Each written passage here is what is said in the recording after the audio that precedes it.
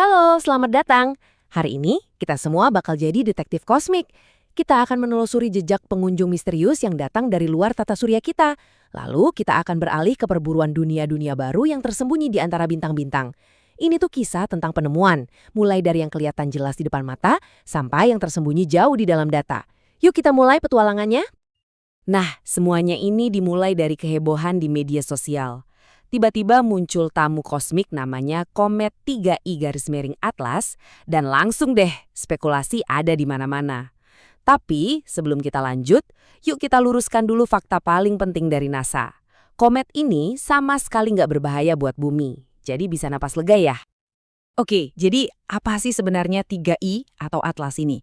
Dia ditemukan pada Juli 2025. Dan yang bikin dia super istimewa itu asalnya. Dia bukan dari lingkungan kita loh, dia datang dari ruang antar bintang. Coba bayangin, dia melesat dengan kecepatan 61 km per detik. Kenceng banget kan? Meskipun dia melintas, jarak terdekatnya itu masih 270 juta kilometer dari kita. Jadi kita bisa mengaguminya dari jauh tanpa perlu khawatir sama sekali. Istilah antar bintang ini nih kuncinya. Artinya, objek ini bukan bagian dari keluarga tata surya kita.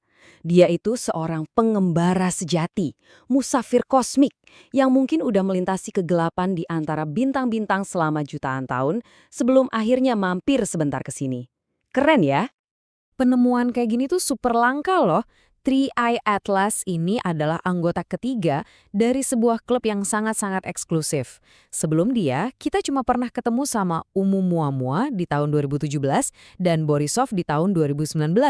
Ini nunjukin kalau kita tuh sebenarnya baru aja mulai membuka jendela ke alam semesta yang jauh lebih luas lagi. Oke, kita udah kenalan sama tamu istimewa kita, 3i Atlas. Mungkin sekarang muncul pertanyaan yang lebih dasar. Sebenarnya komet itu apa sih? Yuk kita bedah lebih dalam anatomi dari si bola salju kosmik ini. Cara paling gampang buat ngebayangin komet itu ya seperti bola salju kotor raksasa. Jadi ini adalah gumpalan es, batu, dan debu. Sisa-sisa dari pembentukan tata surya miliaran tahun yang lalu. Nah, waktu perjalanannya membawa dia makin dekat ke matahari, panasnya mulai membangunkan dia, mengubahnya jadi pertunjukan cahaya yang super spektakuler di langit malam. Salah satu hal paling keren dari komet itu adalah dia punya 2 ekor, dan masing-masing punya cerita sendiri. Ada ekor debu yang lebar, agak melengkung, warnanya kekuningan. Ini tuh jejak partikel padat yang ketinggalan yang didorong pelan-pelan sama tekanan cahaya matahari. Terus ada ekor ion yang lurus dan kebiruan. Nah yang ini kayak bendera kosmik. Dia terbuat dari gas yang ditiup kencang sama angin matahari, makanya dia selalu menunjuk lurus menjauhi matahari, nggak peduli kometnya lagi gerak ke arah mana. Tapi ada satu hal yang pasti tentang komet. Mereka itu nggak bisa ditebak. Kecerahannya bisa berubah drastis.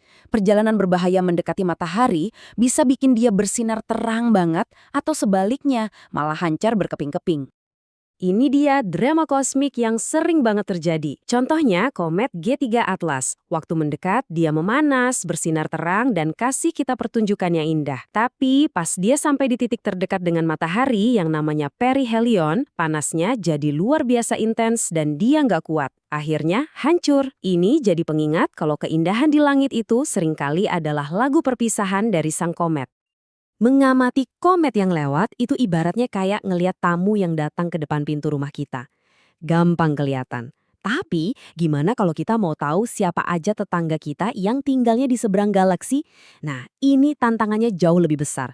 Gimana caranya para ilmuwan nemuin planet atau eksoplanet yang orbitnya jauh banget sampai mereka sama sekali nggak kelihatan, tersembunyi di dalam silaunya cahaya bintang induk mereka.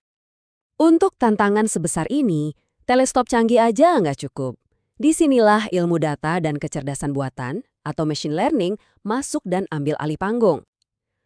Perburuan planet zaman sekarang itu bukan lagi soal siapa yang punya teleskop paling besar, tapi soal siapa yang bisa nemuin pola tersembunyi di dalam lautan data yang luasnya nggak kebayang. Saya tahu diagram ini kelihatannya rumit banget kayak sirkuit elektronik, tapi anggap aja ini resep rahasia para astronom buat nemuin dunia baru. Ini peta yang nuntun mereka dari tumpukan angka mentah sampai ke momen eureka waktu sebuah planet baru berhasil diidentifikasi.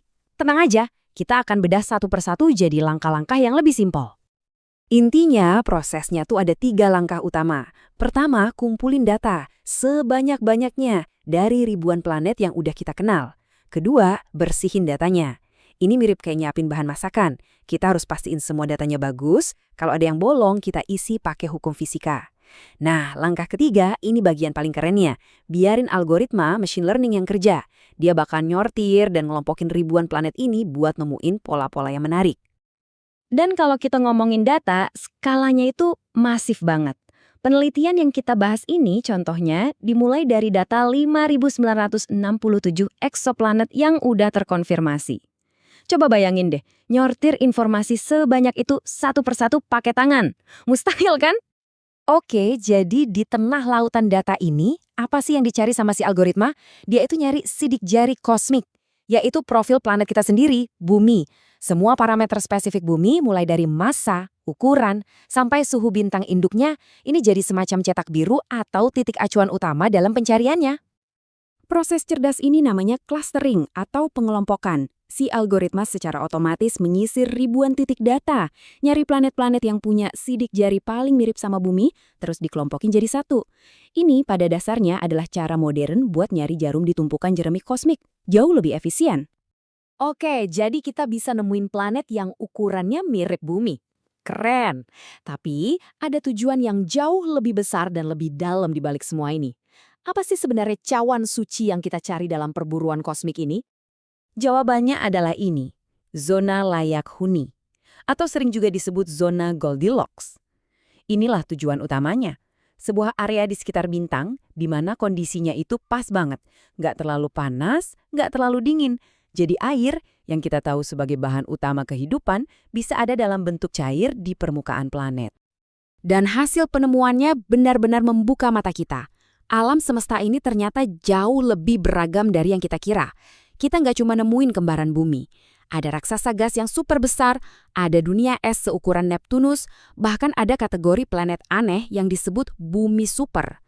Ini ngingetin kita kalau planet seperti kita mungkin bukan satu-satunya model, tapi cuma salah satu dari banyak kemungkinan arsitektur planet di luar sana. Jadi, kita udah melakukan 2 jenis kerjaan detektif kosmik hari ini. Kita melacak pengunjung tak terduga yang mampir ke halaman belakang kita, dan pada saat yang sama, kita menyisir galaksi buat mencari tetangga jauh. Dari tamu antar bintang sampai pencarian dunia baru, ini semua adalah bagian dari satu dorongan dasar manusia yang gak pernah padam untuk menjawab pertanyaan apalagi yang ada di luar sana. Dan kira-kira penemuan menakjubkan apa ya yang menanti kita selanjutnya?